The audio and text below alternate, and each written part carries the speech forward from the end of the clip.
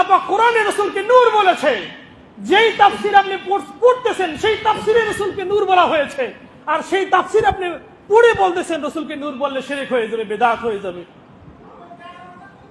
তা কি বললেন আপনি? আপনি কি বললেন? আপনার এই ইলম ডাস্টবিনে ছুঁড়ে ফেলেন, এটা কোনো ইলম না। আপনি কিতাবে পড়ছেন আরেকটা, মুখে বুলি ছাড়ছেন আরেকটা, এটা কেমন? এটা তো মুনাফিকি হয়ে গেল। রাসূলের দুই কন্যাকে যে বিবাহ করেছে তার নাম হয়ে গেছে দুই নূরের মালিক। রাসূলের কন্যাকে নূর বলা হচ্ছে, কিন্তু সমস্যা এক জায়গায় রাসূলকে নূর বললেন।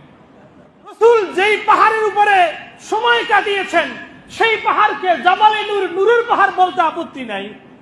রাসূল যেই শহরে হিজরত করেছেন সেটাকে নুরানি শহর বলতে আপত্তি নাই। আপত্তি এক জায়গায় রাসূলকে নূর বললেন। মানে সিন্নি খাইলা কার উসিলা? মোল্লা চিনলা না। যার উসিলা তাম পৃথিবীর সবকিছু নুরানি হয়ে যেতে পারে, শুধু দূর হতে পারে না সেই ব্যক্তি।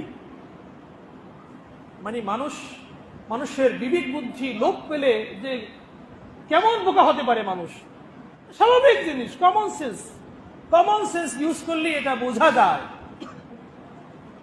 দলিল তো আছেই, আল্লাহ পাক নিজেই বলেছেন লাকাদ জাআকুম মিনাল্লাহি নূরুন ওয়া কিতাবুম মুবিন, অবশ্যই তোমাদের কাছে আগমন করেছে নূর এবং সুস্পষ্ট কিতাব গ্রন্থ। এই নূরের তাফসীরে জালালাইন খুলে দেখেন। জালালাইন নামে কওমি মাদ্রাসায় একটা ক্লাসই আছে, যে ক্লাসে জালালাইন শরীফ পড়ানো হয়। আলিয়া মাদ্রাসায় এই কিতাবটা পড়ানো হয়। সেই কিতাবটা খুলে দেখেন, যেই কিতাবটা আলিয়া কওমিয়া সমস্ত বাংলাদেশে যে কিতাবটা পড়ানো হয়, সমস্ত বিশ্বে যে কিতাবটা সমাদৃত তাফসীর গ্রন্থ, সেখানে সেই কিতাবটা খুলে দেখেন নূর, লাকাদ জাআকুম মিনাল্লাহি নূর, এই নূরের তাফসীর আয় মুহাম্মদ সাল্লাল্লাহু আলাইহি ওয়াসাল্লাম। নূর বলতে আল্লাহ পাক মুহাম্মদ সাল্লাল্লাহু আলাইহি ওয়াসাল্লামকে বুঝিয়েছেন। তো আল্লাহ পাক রাসূলকে বলছেন নূর এসেছে।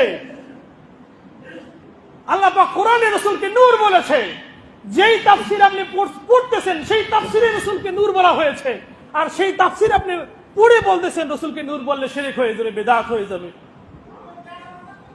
তা কি বললেন আপনি? আপনি কি বললেন? আপনার এই ইলম ডাস্টবিনে ছুঁড়ে ফেলেন, এটা কোনো ইলম না।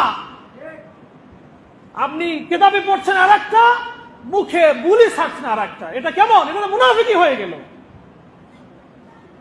যেই ইলম শেখানো হচ্ছে সেই ইলম প্রচার করা উচিত, না হয়তো এটা মুনাফিকি হয়ে